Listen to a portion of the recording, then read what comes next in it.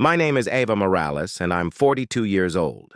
I used to work at Hartley and Knox as a senior strategy analyst until yesterday, a small management business in Chicago. I had worked for the company for 11 years, through mergers and as its leader, changes, booms, and rebrandings. I wasn't just a name on the payroll, I was one of the builders they called.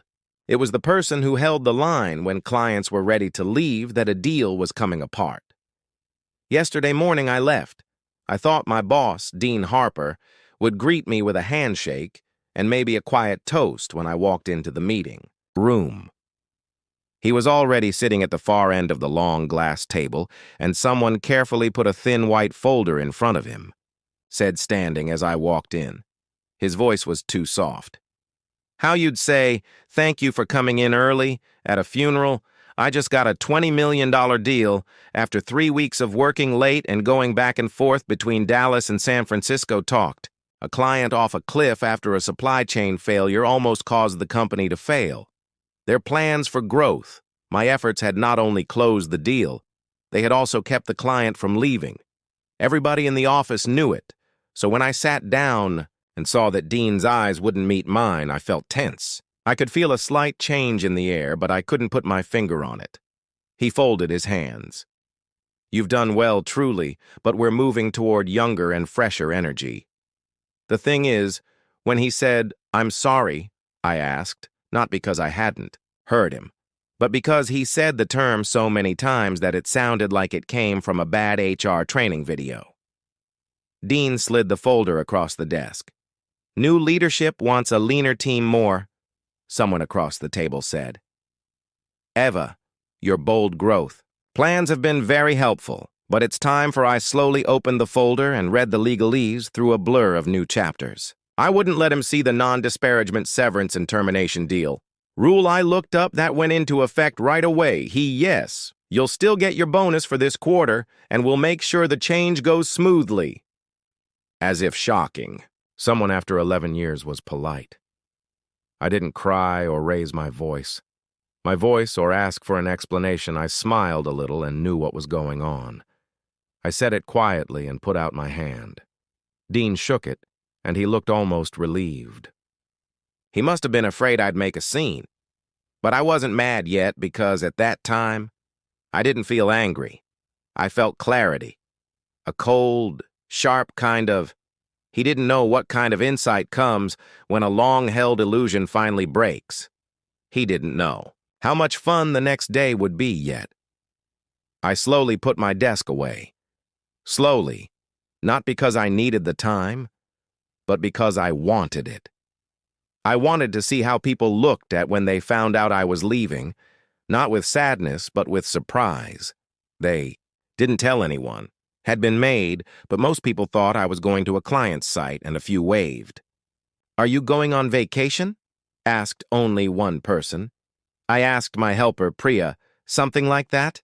I asked as I looked at the box in my hand. I said I paused.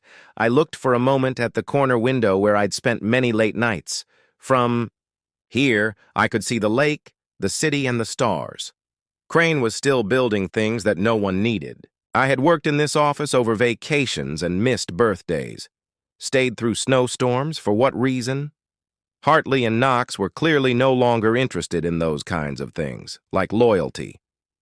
I looked at the whiteboard one last time in my office notes from a call with Cascade Systems, our biggest client, the same day.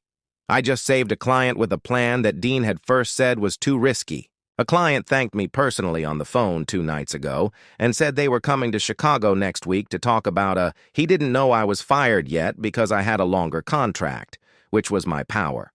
I walked away, leaving without a fuss, with no parting speech or cake.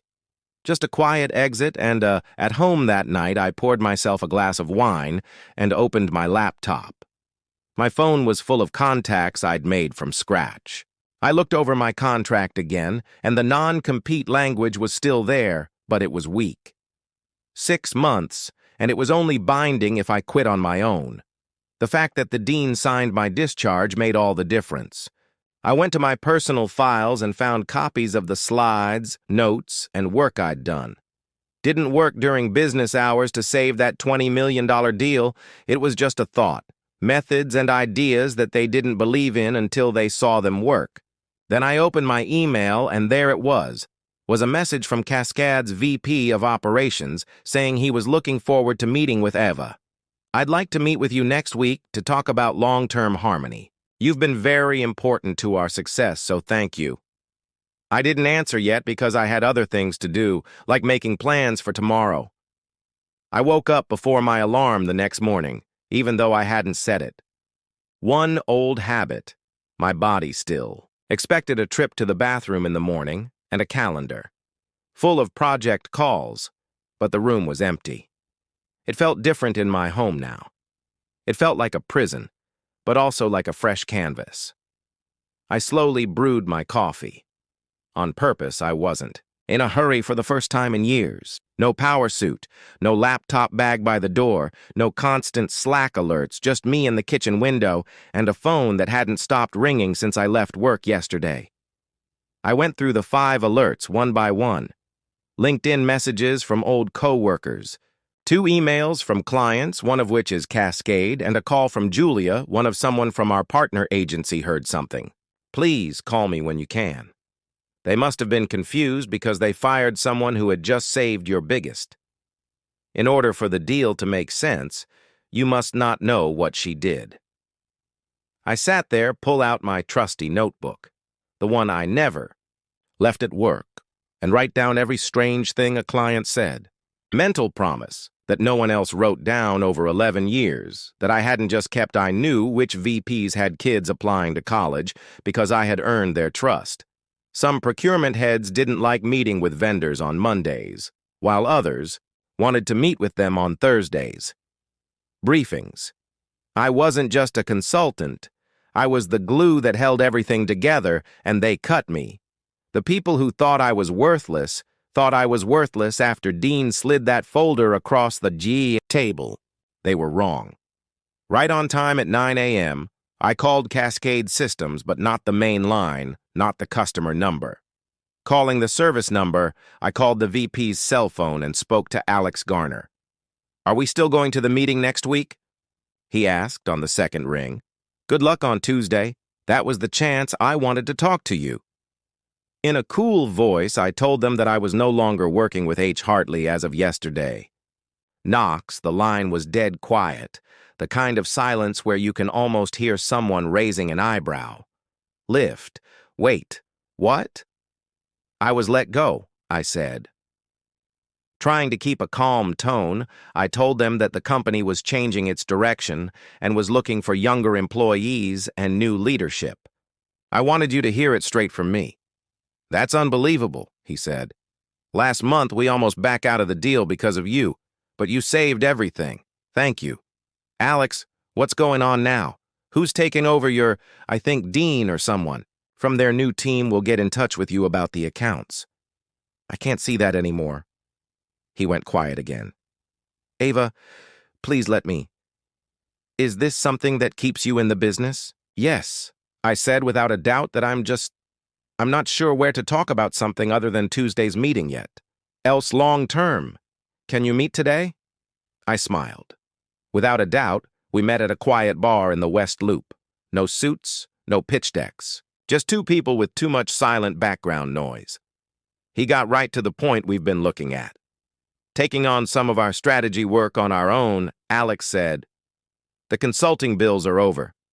The roof, and to be honest, you're the only person we've always trusted at H&K. Do you ever think about leaving? On your own?" That word hung in the air. I'd been running my own business for 11 years. Like a one-woman business under someone else's name, I closed down systems. I helped them make deals and keep ties going that they couldn't copy, but they let me go because I didn't fit with their new energy. I looked Alex in the eye and asked, "If I went independent, would Cascade be willing to talk about a direct advisory?" Agreed. He didn't even stop to write something. Let's make that happen. I opened my PC that night and started working on something I hadn't thought about in years, my own name. Putting forward my name as more than just a worker for a company, I set up an LLC and scheduled a meeting with a small business lawyer I met years ago at a client mixer owed me a favor, so I called. Priya, my old helper. When I asked her if she would be interested in part-time freelance work, she said, "Say when."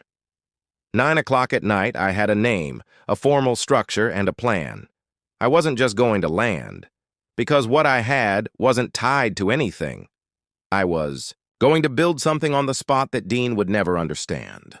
It was not Hartley and Knox's logo or their pitch decks. It was my name, my reputation, and my accomplishments. They didn't follow slides or brand colors. Instead, they stuck to trust, and the next day, that trust would start to move name by name through each contract. The windows let in a strange kind of clear, sharp, and bright morning sun. I didn't say sorry. I sat down at the kitchen table with a fresh cup of coffee and a notepad full of names. Not just names, people. Late-night calls, crisis meetings, and problem-solving helped build connections that had been going on for years. I wasn't in a hurry during meetings that didn't have anything to do with hourly billing. Every call was important, and each person had to feel purposeful, not desperate. As soon as I picked up the phone, I called someone who knew how the game worked. It was a friend who had quit. Ava said in Roberta Sanchez's voice, "I've been a friend for a long time. I heard the news through the gossip that Dean is making some bold moves. That's one way to put it. Let me go," he said. "The company needs younger energy." There was a pause, and then he spoke. Said that exact phrase, she let out a wow. "No, you're not kidding. He just gave you a gift. You know that, right?" I did, and I told her I was starting my own project. It wasn't anything fancy yet, but Cascades, they're already interested and want to be my first client. Roberta laughed. "Of course they do. You pretty much rebuilt their Western division yourself. What do you need from me? I'll give you advice and finally a referral. What would you say if people asked me where I landed? Right now, just this. Hartley and Knox just lit the match that will burn through their client list in an instant." She said, "I'll swear for you, Eva," whenever the talk put me back on track and reminded me that my job wasn't built on office supplies or handouts. It had been built on trust and success. I hung up and took a deep breath, picked up the phone and called my first client. It was Darren McBride from Eason Data Partners, handled their first merger, and ran their account for 7 years. I also helped them get through a tough cybersecurity incident and recently helped them with their move into European markets, which he answered on the 3rd. "I was just thinking of calling you, Ava. We still have that overseas call scheduled for Tuesday." "Okay, that's what I'm really calling about. I'm no longer with Hartley and Knox." Silence. "Wait. What worked 2 days ago business I was let go when the directions changed." Darren sounded shocked. "Ava, that's what I mean. I know you've been our point person for a long time and know everything about our systems. But I wanted to let you know I didn't know who would be taking over your account before the company did. Whoever it is, they won't know. You already know this is a problem. I'll add one thing before I start. A private consulting firm for small, choosy individuals like you clients that I trust. He didn't miss a beat. Please send me a plan by." As the day went on, I made 6 more calls, and each one was planned. Chat. Each one got the same response. Worry, confusion, and then they weren't just shocked that I was gone. They were shocked that the company let me leave without a plan. Hartley and Knox hadn't just cut me off from projects they were working on. There was no plan. Those projects relied on relationships, and now I was taking back what I had quietly and with respect. That evening I got a text message from Priya, my old assistant. "Priya, internal chaos. Julia says Dean is frantic. 2 clients have already asked for new account managers," one said. "They're looking at the relationship again." I didn't answer. I just stared. I read the message slowly to let it sink in. Things were moving faster than I thought they would. With a glass of wine in hand, I opened my laptop again. A logo artist from Fiverr was working on a basic brand identity for me. I only needed something clean, professional, and reliable. Ava Morales. I set up a meeting with the simple, stylish director and wrote my first NDA. customized a service proposal form. I wasn't just getting clients. I was also getting things ready for something real, things that would last. And when I checked my email, I saw a message from someone I didn't expect. So soon, Subject 3, you're leaving Alex Garner Cascade. Ava just talked to Dean, and he told me that Alicia will be our new point of. I told him we'd have to think about that and agree to talk about it tomorrow. The message twice. Dean had once called Alicia, a junior expert who is 28 years old. A fresh Dean had no idea what he had just set off, and I had to help her through her first client kickoff. By Thursday morning, I'd make it clear tomorrow that the falls had already started. Still. 2 voicemails, 4 emails, and a strange LinkedIn message from a co-worker. Hartley and Knox are freaking out about what you did inside, okay? I was more than fine to go. Cascade Systems had asked that all current. What Easton Data had already agreed to do with me and 2 smaller firms' clients in a preliminary letter of intent had reached out and said they'd rather work with the person they hadn't even called yet. Trusted this wasn't a rebellion, it was just a slow loss of ground, 1 grain of sand at a time, and it was just the start. At 10 a.m., I met Cascade's Alex Garner.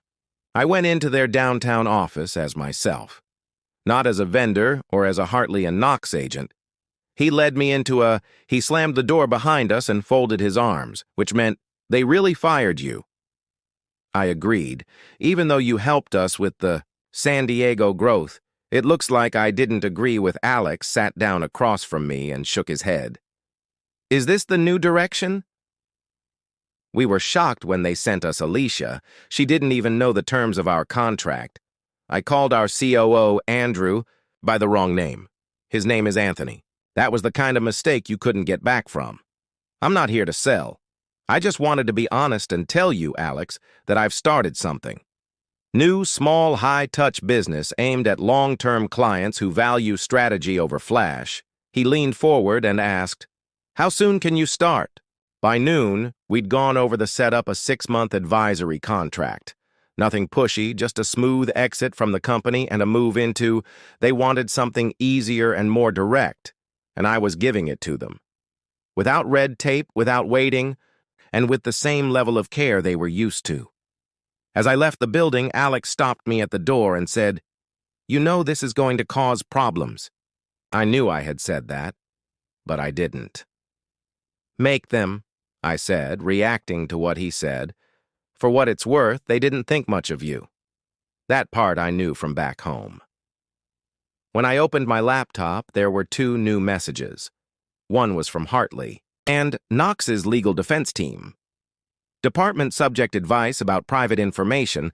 Please be aware that the standard confidentiality clauses in a former job agreement say that any contact with current clients must stay private. According to those terms, it was purposely confusing.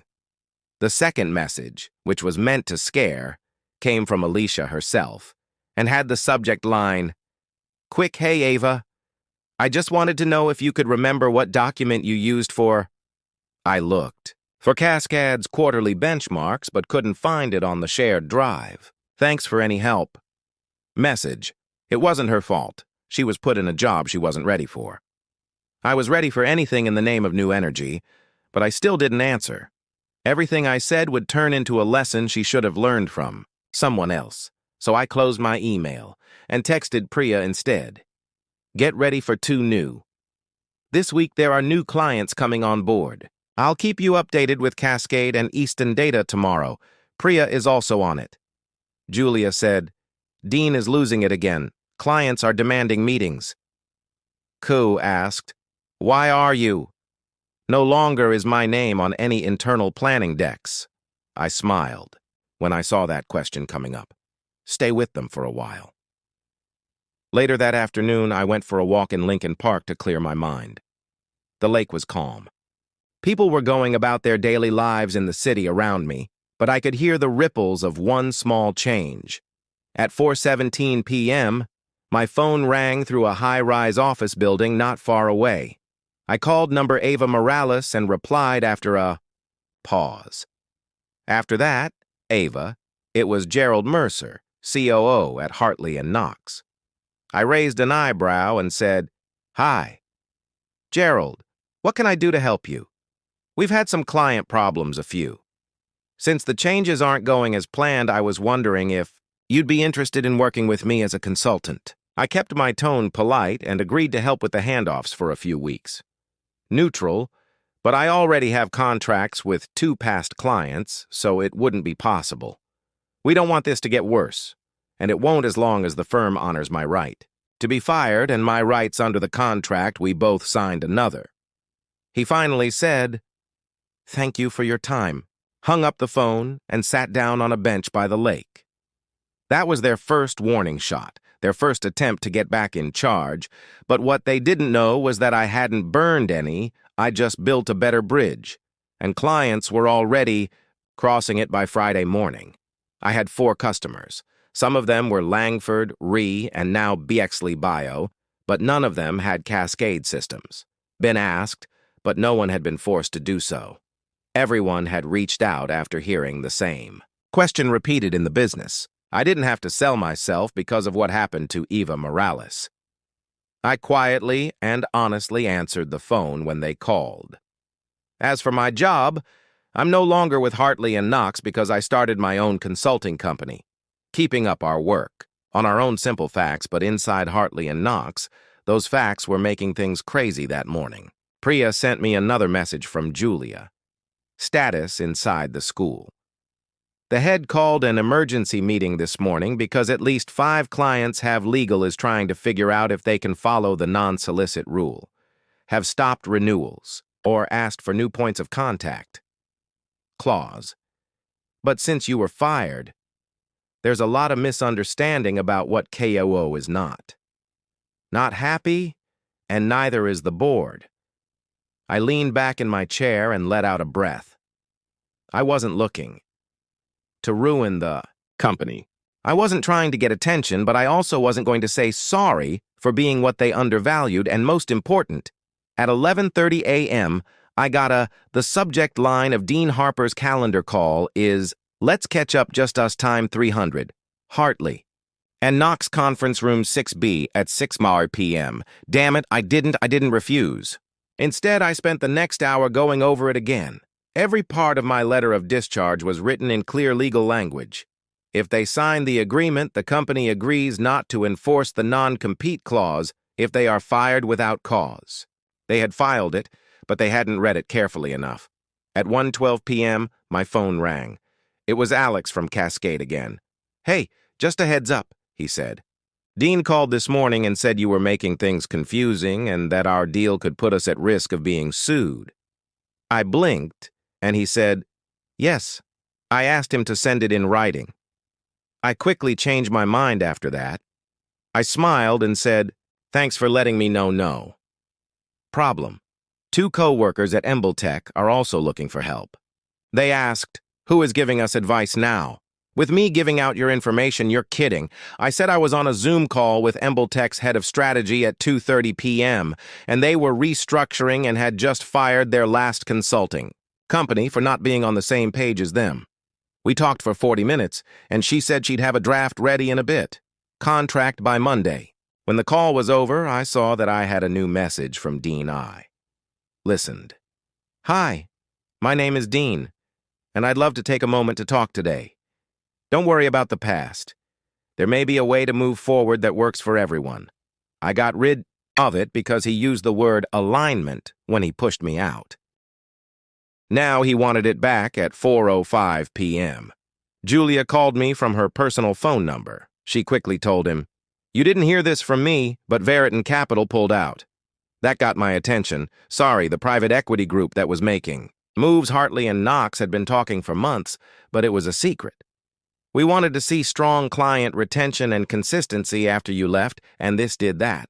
As word spreads that they pulled the offer this morning, I sat back in shock. In a whisper, "What was this about? They never said it." Julia answered, "Yeah. They wanted the company to look more streamlined by getting rid of what they saw as bottlenecks and combining power. You were too linked to this. I told them I had too many clients and they let me go, but I thought the clients would stay behind But they didn't hear me when I said they didn't.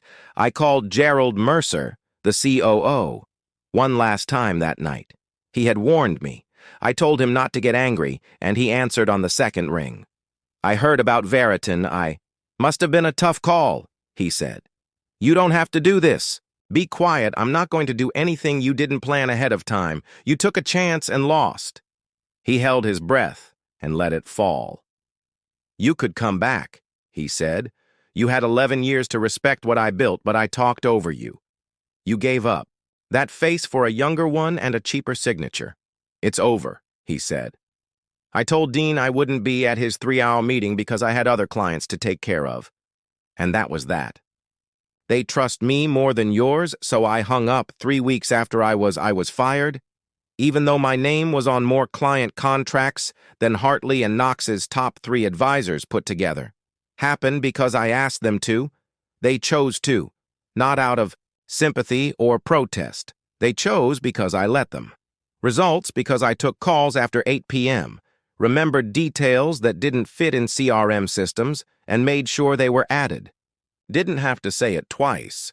Trust doesn't have a badge. They saw the change after a month, and by the 3rd month, my LLC had grown. I thought it would happen more slowly, but it did. Priya was now working full-time, and Marcus is a smart and nice new project assistant that I've just hired, who had been our mentors years before and who had quit their job 6 months before. We worked from a small in River North. There is a co-working area with no glass corner offices or views of the boardroom. 3 desks, good coffee, and a quiet place to work make Cascade revived for a full year in Eastston. They took on a 3-month strategic engagement with the intention of expanding, and they added a 2nd job. Referral from Alex Garner kept coming in. Are you still taking clients? Asked. Can we talk? I need someone I can trust. I turned them down more than once. I took on more work than I wanted. Not because I was cocky, but because I wasn't trying to build an empire. Something that would last. Something that was mine. And something they couldn't take away from me. The next morning, I opened LinkedIn and saw the story about Hartley and Knox. Announces a change in leadership. Dean Harper will step down as managing director immediately. As the company goes through a restructuring phase after losing some important clients, new leaders will be chosen. I stared at the screen. For a long time, not with joy or victory, but because stillness. The man who told me I was no longer the right energy for the company. The man who gave me a folder thought he could build faith with charisma across a shiny table, thinking I'd just leave quietly and disappear into thin air. He didn't see it coming. Men like Dean never do that. That afternoon, I got a package by courier with no return address inside. Ava, you were right. It wasn't just your clients. They sent a single handmade note. I never got the difference between them because they were your relationships. I hope you build something better than we ever did. You already have it, Dean. I folded the note once and put it in my drawer instead of taking it out. Of sadness, but conclusion is important, and some lessons don't need an answer. 3 days later, I stood at I was the closing speaker at the Women in Leadership Summit, a gathering I had only seen from the back row before. When asked why it doesn't matter when value isn't seen, I told the speaker I told the story clearly, without any anger or a desire for payback. I just gave the facts about what happens when firms care more about their image than their effect when they use age to measure freshness instead of when people give up stability for flash. I ended with this. You may one day, if you're sitting next to someone who doesn't value you anymore, don't freak out or beg, just smile and shake their hand. Take their hand and leave with everything they didn't know about you. You built your name, character, and morals because some things aren't written on business cards. They're etched in people's minds. The applause went on for a long time, but more important was what happened after 6 women with tears in their eyes came up to me and asked to be coached by 2 of them. One was going to leave a job that was draining her for years, and another offered to invest if I ever started my own business. One woman in her 50s who was quiet just said, "Thank you. I needed that." Yes, Me too. I nodded. That night in my room, I poured a glass of red wine and looked out the window at the city. The scenery and streets were the same, but everything had changed. I won, but I didn't need to because I was too big for the rooms that small, and the people who used to define me now stand back and try to figure out how they did it. I took out the quote that Priya had framed and thought about how much I had lost by letting go of just one person. For me, the day I signed my 6th client, the best way to get back at someone is to do something they thought you could never do. On the shelf behind my desk, not as a threat, but as a reminder that the world does not reward noise, but worth. And I had finally reached a point where mine they would never be asked again.